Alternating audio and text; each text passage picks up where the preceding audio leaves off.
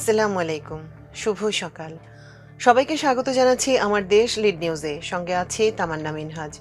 আমাদের আজকের লিড নিউজের শিরোনাম, বাংলাদেশ ভারত সম্পর্কে চরম উত্তেজনা, দিল্লির নসিহত শুনতে চায় না ঢাকা। নিউজটি লিখেছেন বশির আহমেদ। চলুন দর্শক জেনে নেওয়া যাক লিড নিউজটির বিস্তারিত। ভারতের প্রশ্রয়ে বাংলাদেশের সন্ত্রাস উস্কে দিচ্ছেন গণহত্যার দায়ে মৃত্যুদণ্ডপ্রাপ্ত শেখ হাসিনা। দিল্লিতে বসে তার প্রাণনাশের হুমকি, ইনকিলাব মঞ্চের মুখপাত্র শরীফ ওসমান হাদিকে হত্যা চেষ্টা, এসব বিষয়ে গভীর উদ্বেগ জানিয়ে ঢাকায় দেশটির হাইকমিশনার প্রণয় বর্মাকে তলব করা হয়। পাল্টা প্রতিক্রিয়া হিসেবে দিল্লিতে বাংলাদেশের হাইকমিশনার রিয়াজ হামিদুল্লাহকে তলব করা হয়।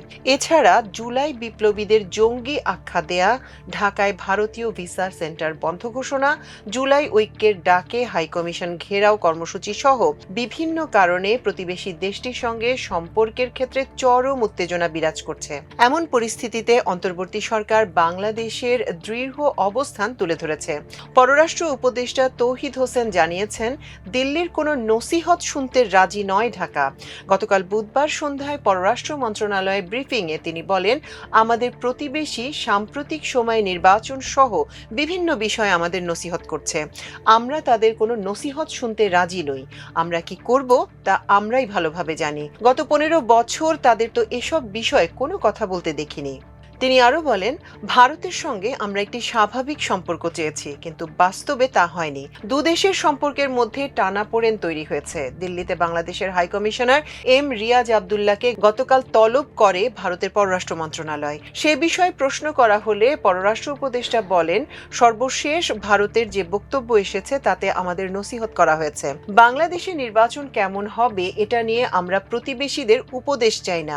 তৌহিদ হোসেন বলেন, এই সরকার ডে ওয়ান থেকে স্পষ্টভাবে বলে আসছে যে আমরা অত্যন্ত উঁচু মানের মানুষ যেন ভোট দিতে পারে এমন পরিবেশ তৈরি করতে চাই, যে পরিবেশ গত 15 বছর ছিল না। ভারত আমাদের নির্বাচন নিয়ে উপদেশ দিচ্ছে, এটাকে আমি সম্পূর্ণ অগ্রহণযোগ্য মনে করি। তারা জানে এর আগে গত 15 বছর যে সরকার ছিল তাদের সঙ্গে ভারতের অত্যন্ত মধুর সম্পর্ক ছিল। ওই সময় নির্বাচনগুলো যে প্রহসনমূলক ছিল সে সময় তারা একটি শব্দ উচ্চারণ করেনি। এখন সামনে আমরা একটা ভালো নির্বাচনের দিকে যাচ্ছি, এই মুহূর্তে তো আমাদের নসিহত করার প্রয়োজন নেই। তৌহিদ হোসেন বলেন, আমরা কি করব? আমরা এমন একটা নির্বাচন করব যেখানে মানুষ ভোট দিতে পারবে, যাদের ভোট দেবে তারাই নির্বাচিত হবে, যেটা এর আগে গত 15 বছর ঘটেনি। ইউরোপীয় ইউনিয়ন সহ বিভিন্ন দেশ ও জোটও আগামী সংসদ নির্বাচন নিয়ে মন্তব্য করেছে। তাহলে তো তারাও ভারতের মতো নির্বাচন নিয়ে মন্তব্য করেছে বলা হলে পররাষ্ট্র উপদেষ্টা বলেন, বিষয়টা কিন্তু একরকম না। তাদের সঙ্গে আমাদের কিছু যোগাযোগ সবসময় আছে এবং তাদের নির্বাচন কমিশনের সঙ্গেও যোগাযোগ আছে, কারণ আমরা চাই যে তারা এখানে আমাদের নির্বাচন পর্যবেক্ষক পাঠাক। এ পর্যায়ে ভারতের বক্তব্য নিয়ে পররাষ্ট্র উপদেষ্টা বলেন, ভারতের এই নসিহত আমরা গ্রহণ করতে পারি না, বিশেষত এ কারণে যে তাদের তো এই সেন্টিমেন্টটা দেখা যায়নি গত 15 বছর। হঠাৎ করে এটা কেন তারা চেয়ে বসলো? গত রোববার ঢাকায় ভারতীয় হাইকমিশনার প্রণয় বর্মাকে পররাষ্ট্র মন্ত্রণালয়ে তলব করা হয়েছিল। সেদিন ভারতীয় দূতকে তলবের প্রতিক্রিয়ায় দিল্লির ইস্যু করা সংবাদ বিজ্ঞপ্তিতে বাংলাদেশের নির্বাচন প্রসঙ্গ ছিল। সেখানে বলা হয়, বাংলাদেশের শান্তিপূর্ণ পরিবেশে অবাধ, সুষ্ঠু, অন্তর্ভুক্তমূলক ও বিশ্বাসযোগ্য নির্বাচন অনুষ্ঠানের পক্ষে ভারতের অবস্থান। আমরা আশা করি বাংলাদেশের অন্তর্বর্তী সরকার শান্তিপূর্ণ নির্বাচন অনুষ্ঠানের লক্ষ্যে প্রয়োজনীয় ব্যবস্থা সহ অভ্যন্তরীণ আইন শৃঙ্খলা নিশ্চিত করতে প্রয়োজনীয় সব ব্যবস্থা নেবে। পাল্টা তলব নিয়ে পররাষ্ট্র উপদেষ্টা বলেন, আমরা তাদের হাইকমিশনারকে ডেকেছি, আমরা যা কিছু বলেছি তা তারা গ্রহণ করেনি, সে বিষয়ে তাদের কিছু দ্বিমত আছে। একইভাবে আমাদের হাইকমিশনারকেও ডেকেছে। এটা তো খুব অপ্রত্যাশিত না, সাধারণ ঘটনা। তিনি বলেন, আমরা জানি আগে শেখ হাসিনা ভারতে বসে সামাজিক যোগাযোগ মাধ্যমে বক্তব্য দিতেন, এখন প্রতিনিয়ত মূলধারার গণমাধ্যমেও তার বক্তব্য আসছে এবং সেই বক্তব্যে প্রচুর উস্কানি আছে। যিনি একটা আদালত থেকে শাস্তিপ্রাপ্ত হয়েছেন, তিনি আমাদের পাশের দেশে বসে অস্থিরতা সৃষ্টি করার চেষ্টা করছেন। সেই ক্ষেত্রে আমরা তার বক্তব্য বন্ধ বা তাকে ফেরত চাইব, এটাই স্বাভাবিক। বাংলাদেশে ভারতীয় হাইকমিশনের নিরাপত্তা জোরদারের আহ্বান জানিয়েছে দিল্লি। এ বিষয়ে পররাষ্ট্র উপদেষ্টা জানান, ভারতীয় হাইকমিশন ঘেরাওয়ের যে কর্মসূচি দেওয়া হয়েছে সেখানে আমরা নিরাপত্তা জোরদার করেছি, তবে এমন কর্মসূচিতে তাদের উদ্বেগ স্বাভাবিক। ভারত খুনি সন্ত্রাসীদের আশ্রয় দিয়ে বাংলাদেশ অস্থিতিশীল করতে চাইলে সে দেশের সেভেন সিস্টার্সও ভেঙে দেয়া হবে বলে এনসিপি নেতা হাসনাত আব্দুল্লাহর বক্তব্য দিয়েছেন। এটা সরকারের বক্তব্য কিনা জানতে চাইলে পররাষ্ট্র উপদেষ্টা বলেন, এটা সরকারের বক্তব্য নয়। সরকারের বক্তব্য হলে তো আমি বলতাম বা অন্য কোনো উপদেষ্টা বলতেন। এবারের বিজয় দিবসে ভারতের প্রধানমন্ত্রী সহ অন্য নেতারা তাদের বার্তায় বাংলাদেশের নামটি পর্যন্ত উচ্চারণ করেননি। এ ব্যাপারে দৃষ্টি আকর্ষণ করলে পররাষ্ট্র উপদেষ্টা বলেন, ভারত সবসময় মুক্তিযোদ্ধাদের ভূমিকাকে ছোট করে দেখতে চায়। নয়াদিল্লিতে বাংলাদেশের হাই কমিশনার রিয়াজ হামিদুল্লাহকে গতকাল স্থানীয় সময় দুপুর 12টার দিকে ভারতের পররাষ্ট্র মন্ত্রণালয়ে তলব করা হয়। ভারতের পররাষ্ট্র মন্ত্রণালয় বলেছে, বাংলাদেশে ক্রমাবনতিশীল নিরাপত্তা পরিস্থিতি নিয়ে নয়াদিল্লির গভীর উদ্বেগ জানাতে বাংলাদেশের হাই কমিশনারকে তলব করা হয়েছে। তাকে তলব করেন ভারতের পররাষ্ট্র মন্ত্রণালয়ের যুগ্ম সচিব বি শ্যাম। এদিকে গতকালই নিরাপত্তা পরিস্থিতির কথা বলে দুপুর 2টা থেকে রাজধানী যমুনা ফিউচার পার্কে অবস্থিত ভারতীয় ভিসা আবেদন কেন্দ্র বন্ধ রাখার সিদ্ধান্ত নেওয়ার কথা জানানো হয়।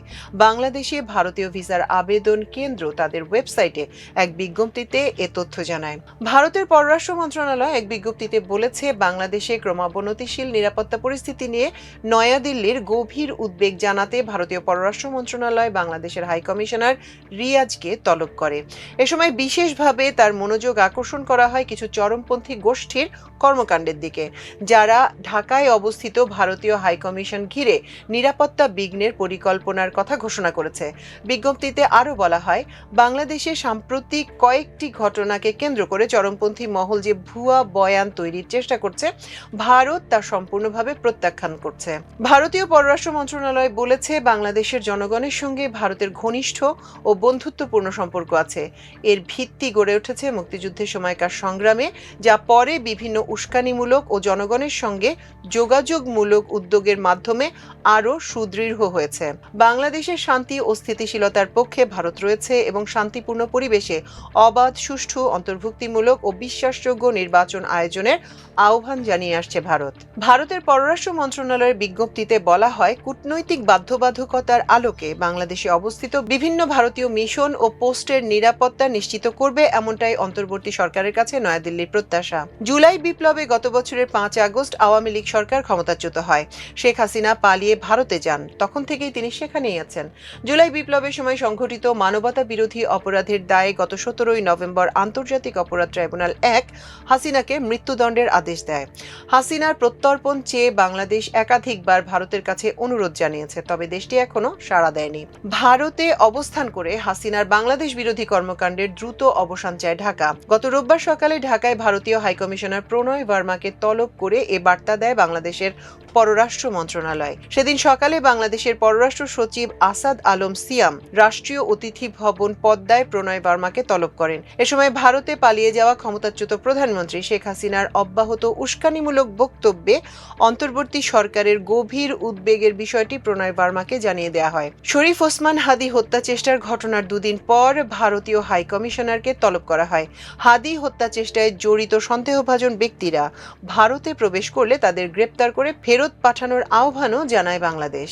কার্যক্রম নিষিদ্ধ আওয়ামী লীগের পলাতক নেতাকর্মীরা ভারতে বসে বাংলাদেশের আসন্ন সংসদ নির্বাচন বানচালে বিভিন্ন সন্ত্রাসী কর্মকাণ্ড চালানোর ষড়যন্ত্র করছে বলেও প্রণয় বর্মাকে বার্তা দেয় পররাষ্ট্র মন্ত্রণালয়। গত রোববার তলবের সময় ভারতের হাই কমিশনারকে এসব সন্ত্রাসীকে গ্রেপ্তার করে বাংলাদেশে ফেরত পাঠানোর আহ্বান জানানো হয়।